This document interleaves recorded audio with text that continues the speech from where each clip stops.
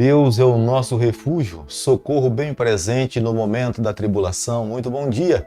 Com essas palavras do Salmo 46, nós começamos mais um dia. Temos um Deus que é o nosso refúgio, Ele é a nossa fortaleza, Ele é a nossa segurança.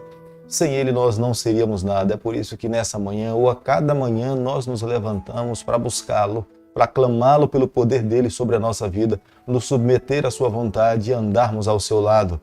A cada dia nesse canal nós estudamos um capítulo da Palavra do Senhor. Nesse momento quero deixar com você um versículo da Bíblia, do livro de Salmo, capítulo 119, o versículo 81, onde a Bíblia diz o seguinte: desfalece minha alma, aguardando a tua salvação, porém espero na tua palavra. Salmo 119, o versículo 81.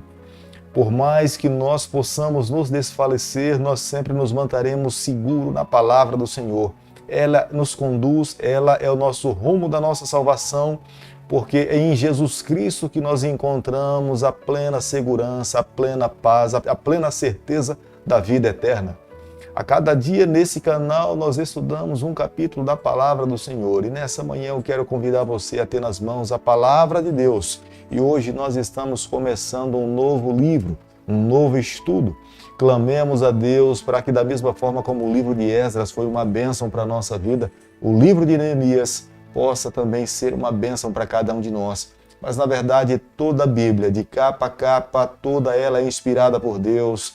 Mesmo as genealogias nos trazem muitas orientações, ensinamentos inspirados que nós precisamos ter os nossos olhos abertos para possamos entender a vontade do Senhor. E nesse momento convido você a ter nas mãos a palavra de Deus no livro de Neemias, capítulo 1, o versículo 1. As palavras de Neemias, filho de Acalias, no mês de Quisleu, no ano 20º, estando eu na cidade de Suzã. Neemias era um jovem fiel que servia a Deus. Ele era de extrema responsabilidade, de confiança do rei persa.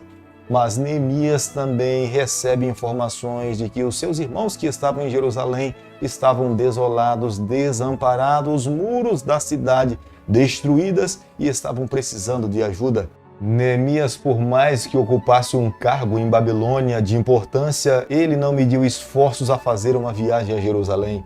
Estava disposto a colocar a sua vida em risco em prol dos seus irmãos patrícios que estavam vivendo dentro de Jerusalém. Ele poderia naturalmente se desculpar e permanecer na corte, usufruindo dos benefícios da corte, mas ele sabia que se voltasse para Jerusalém, diante das informações que ele tinha recebido, ele seria mais útil e poderia ajudar aqueles que estavam desfalecendo dentro da cidade de Jerusalém. É por essa razão que ele ora a Deus, pedindo a orientação do Senhor, confessando o seu pecado, pedindo a proteção de Deus sobre a sua vida, e o Eterno foi com ele e lhe concedeu a vitória. Neemias não foi o primeiro exilado a retornar para Jerusalém. Antes dele já havia um grupo de pessoas que já haviam sido liderados por outras pessoas. Zorobabel, no ano 537, liderou um grupo de pessoas para Jerusalém. Esdras liderou um segundo grupo no ano 458, quase 80 anos depois do primeiro. E agora Neemias está a liderar um terceiro grupo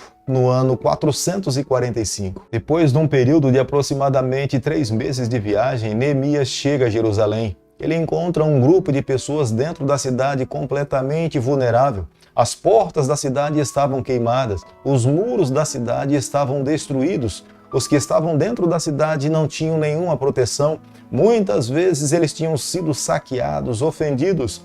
E Neemias entende que a grande responsabilidade que recaía sobre os seus ombros era reconstruir os muros da cidade, trazer segurança e levar esse povo a viver uma vida confiante no Senhor. Os israelitas, antes do exílio, eles tinham a própria linhagem, eles tinham os próprios reis e governantes. Após o exílio, eles já não mais tinham uma linhagem, já não mais tinham governantes. Nesse momento, o que mais os judeus precisavam era de líderes, de homens que pudessem assumir a liderança, governar a cidade, liderar o povo, montar um grupo de homens que pudessem levantar os muros e homens corajosos que pudessem defender as crianças e as mulheres que moravam dentro da cidade. Diante das necessidades básicas que ele encontrou em Jerusalém, ele monta uma estratégia, ele busca encontrar solução para os problemas, ele busca ajudar aquelas pessoas que estavam passando necessidade e levou um povo a reagir, a lutar e a defender os seus princípios e buscar ao Senhor.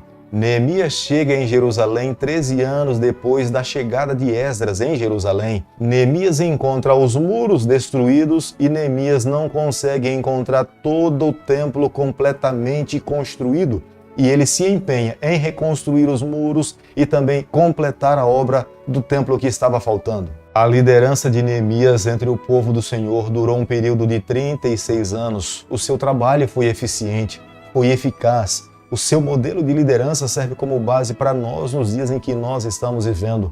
Se nessa manhã falo para alguém que deseja ser um grande líder, precisa aprender a respeito da liderança de Neemias. Mas o segredo da liderança de Neemias estava em buscar ao Senhor, apresentar a Deus os seus problemas, esperar do Senhor a solução, amar a palavra de Deus e viver uma vida pela fé. Sob a liderança de Neemias, o templo foi completado no ano 516. Mas o objetivo de Neemias era fazer com que a cidade de Jerusalém se tornasse uma cidade forte, um povo abençoado por Deus. Jerusalém seria o centro da terra. Outros povos viriam a Jerusalém comercializar. Com esta visão de Neemias fez com que as outras cidades fortes que estavam ao redor do povo do Senhor passassem a temer a cidade de Jerusalém. Eis a razão porque ninguém queria que a reconstrução dos muros de Jerusalém desse continuidade. É por isso que no livro de Neemias nós encontramos um modelo de líder para o século presente e para o século passado. Aqueles que querem ser líderes fortes nos dias em que estão vivendo precisam ser homens e mulheres como Neemias.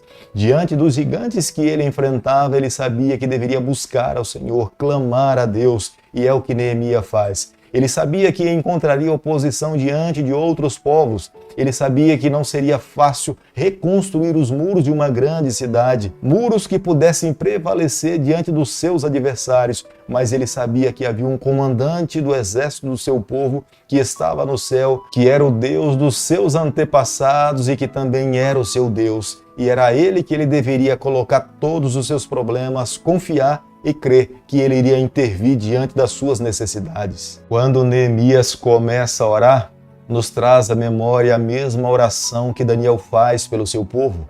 Daniel confessa os seus pecados, Daniel abre o seu coração a Deus, Daniel fala que Deus poderia ouvir, que esse mesmo Deus que ouvia, esse Deus via a necessidade do seu povo e era para esse Deus que ele estava clamando e apresentando os seus problemas. E ele esperava que esse Deus pudesse intervir diante das necessidades de um povo que estava vulnerável diante de outras nações.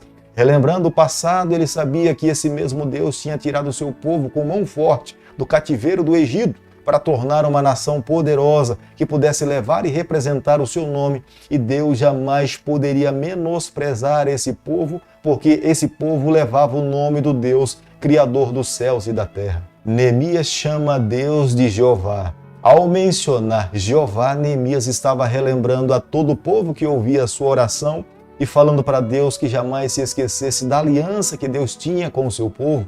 E nesse momento, Deus deveria cumprir a sua parte e ele levaria a nação a viver uma vida de fidelidade ao Senhor. Neemias apresentava para Deus as suas dificuldades. Ele sabia que o resultado pelo qual o povo estava espalhado por toda a face da terra, em cativeiro, era resultado do pecado do seu povo. Mas Neemias estava apresentando o pecado e pedindo a graça de Deus infinita sobre a vida do seu povo. Neemias volta ao passado e lembra da oração de Salomão, falando que quando esse povo estivesse longe da sua casa, do seu templo, mas estivesse com o coração arrependido, que esse Deus tivesse misericórdia, graça e mais uma vez se compadecesse do seu povo e abençoasse aquele povo, porque aquele povo tinha chamado para um propósito específico, ser uma nação santa, uma nação que representasse o nome do Senhor. Neemias era apenas um copeiro do rei, mas um homem de confiança, um homem de influência. A responsabilidade de colocar nas mãos do rei um copo aparentemente simples, mas lhe deu toda a garantia da confiança do rei, da bênção de Deus para retornar a Jerusalém reconstruir os muros da cidade e incentivar um povo que estava cansado e desanimado a viver uma vida confiante no Senhor. Querido amigo, nessa manhã, ao concluirmos o estudo do primeiro capítulo do livro de Neemias, nós tomamos aqui a primeira lição. A primeira lição que aprendemos no primeiro capítulo é que nós precisamos ser homens e mulheres segundo o coração de Deus. Não importa a responsabilidade que nós possamos exercer na nossa vida, mas nós precisamos nos submeter por completo à vontade do Senhor. Neemias era copeiro, mas Neemias, mesmo exercendo uma função tão simples, mas era um homem de Deus, um homem que confiava no Senhor.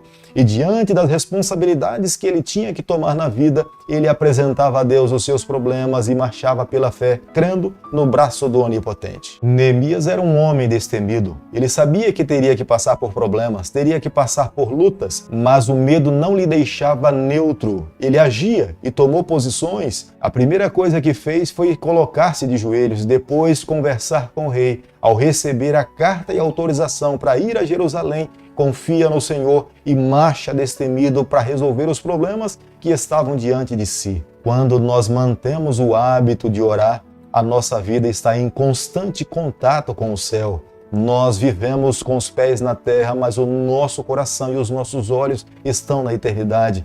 A nossa vida não torna uma vida corriqueira, a nossa vida se torna uma vida celestial. Os nossos olhos estão voltados para o Onipotente, portanto, a nossa visão é uma visão divina. Diante dos problemas, diante das lutas, nós iremos alcançar a vitória. A oração de Neemias revela um completo conhecimento da palavra de Deus. Por isso que é importante conhecer a palavra do Senhor. Quando conhecemos, é a maneira pela qual o Senhor acrescenta à nossa vida a fé.